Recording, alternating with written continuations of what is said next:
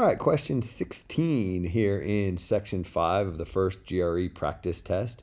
I think this question's really hard. I mean, once you know how to do it, it's fairly straightforward, but that knowing how to do it thing is really hard. It kind of deals with some number theory stuff that a lot of people taking this test will have never seen before.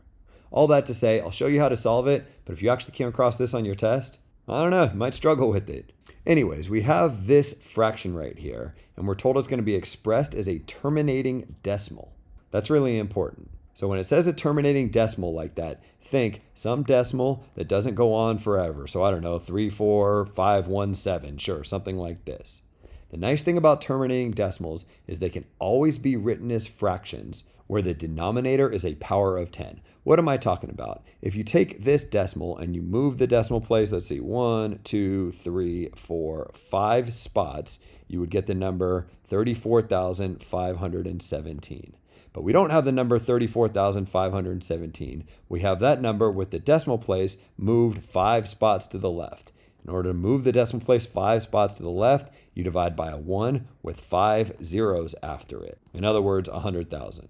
Anytime you have a terminating decimal, you can rewrite that terminating decimal as a fraction where the denominator is a power of 10, a 1 with some number of zeros after it. That's the key to this problem. Let me show you how.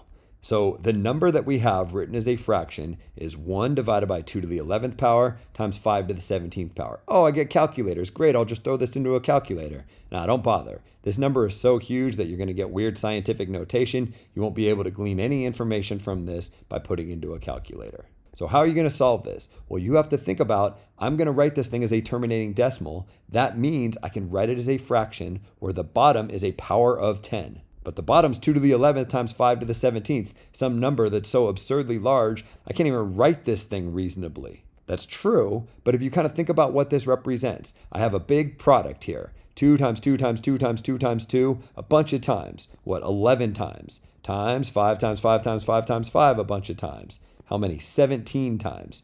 If I'm just focusing on this value in the denominator, it's equal to the product of a bunch of 2's and a bunch of 5's. But multiplication is commutative. We've seen this in previous problems. Sometimes it can be really useful to multiply things out of order, like this 4 times this 5 first to get this 20. That's what I'm going to do down here. I'm not going to multiply 2 times 2 is 4, times another 2 is 8, times another 2 is 16, and so on. I'm going to take one of these 2's and multiply by one of these 5's because 2 times 5 gives me 10, and powers of 10 in the denominator will be really useful. So I'll take this 2 right here, and I'll multiply it by this 5 to get a 10. And then I'll take this 2 right here and multiply it by this 5 to get another 10. And I'll continue doing that. How many can I do that for? Well, I got 11 2's, and I got 17 5's. So each of these 11 2's could get matched up with 11 of these 17 5's to get another 10. That'll use up all the 2's, but it won't use up all of the 5's, right? I'll still have some 5's left over. How many 5's will I have left over? Well, I start out with 17 of them, and 11 of the 17 got paired up with a 2, so I'm left with 6 of these 5's. What I'm saying is I could rewrite this denominator right here as the product of a bunch of 10's and the product of a bunch of 5's. How many 10's do I have here? It'd be great if you could answer that question. I purposely put these dots in here so you'd have to think about it. If you're thinking that I have 11 of these 10's and I have 6 of these 5's, that's perfect. All 11 2's get paired with 11 5's to make 11 10's. And now I don't have any 2's left, but I still have 6 leftover 5's from the 17 that I started with. What I'm saying is we can rewrite this fraction as 1 divided by 10 to the 11th power times 5 to the 6th power. And you're like, whew, that was a lot of work, but at least now we're done, right? No, not at all. Because our goal is to rewrite this as a fraction where the denominator is a power of 10, which we know we can do because we have a terminating decimal. The denominator here is not a power of 10. This part of it is, but this part of it is not. I wish this weren't 5 to the 6th power. I wish this were 10 to the 6th power. Well, no problem. You got a fraction. And fractions have this nice property that you can always multiply the top and the bottom of the fraction by whatever the hell you want, as long as it's the same number without changing the value of this fraction. So if I thought it was a good idea, I could multiply the top by 3 and the bottom by 3, and this new fraction would be the exact same as the fraction I had a minute ago. I don't think it's a good idea to multiply the top and the bottom by 3, but there is something that I think would be a good idea to multiply the top and the bottom by. My question to you is, what is that something? If you can figure out what that something is, you're essentially done with the problem. Remember, our goal is to make the denominator a power of 10. These are good. This is not good. How can I make this a power of 10? Well, I got 6 of these 5s down here. I wish I had 6 2s down here to pair those 5s with to turn them into 10s. So why don't I multiply 2 to the 6th power on the top and bottom of this fraction? What that will give me is 2 to the 6th power up in the numerator, and down in the bottom, I still have this 10 to the 11th, but now each of these 5s and each of these 2s can get paired up to make 10, so I got 6 more of these 10s. I got 11 of these 10s, plus 6 more of these 10s, I got 10 to the 17th power. This fraction right here is equal to this fraction right here. But this fraction right here is much better than this fraction right here because it has a power of 10 in the denominator, which I knew we could do because we have a terminating decimal. I've rewritten the fraction in a form that will be much more useful to solving this problem. I can now solve the problem. What is the problem? I haven't even read the question. How many non-zero digits will the decimal have?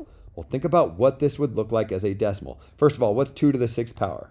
You can pull that in a calculator if you want, or maybe you can just multiply it. 2 times 2 is 4, times 2 is 8, times 2 is 16, times 2 is 32. I think that's 5 of them. So times 2 one more time would be 64. What I have here is 64 divided by 10 to the 17th power. You don't have to write out 10 to the 17th power if you don't want, but what it is a 1 with 17 zeros after it. I said you don't have to, and now I'm doing it for some reason. I think that's 17 zeros, but really it doesn't matter. The point is I have 64 divided by a power of 10. Over here, when I had 34517 divided by a power of 10, all I had to do was write that 34517 number and move the decimal place to the left a bunch of times, 5 in this case because I have 5 zeros. All I have to do over here is write the number 64 and then take the decimal place and move it to the left 17 times because I have 17 zeros here. So my decimal goes here, here, that's 2. Over here, I need a 0 to keep track, that's 3. Over here, I need another 0, that's 4. 5, 6, 7, blah, blah, blah, blah, blah, blah, blah, all the way until I get over to 17.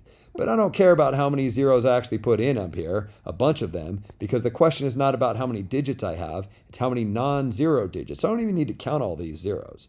This fraction, written as a decimal, is 0 point, a bunch of zeros, and then 64. If you really cared how many zeros there'd be, I think it would be 15 because I'm moving the decimal place 17 times, but the first 2 times I move the decimal place, it just moves it from after the 4 to between the 6 and the 4 to before the 6. I don't get any extra zeros. But then the remaining 15 times I move it, I put in a 0. I got 0 point, 15 zeros, and then a 6 and a 4. The question of how many non-zero digits the number will have is 2. So the answer is B. My non-zero digits are a 6 and a 4. The key to this problem is recognizing that since it's a terminating decimal, you can write the denominator as a power of 10. To write this denominator as a power of 10, I need 6 extra 2s. I got 17 5s, but I only have 11 2s.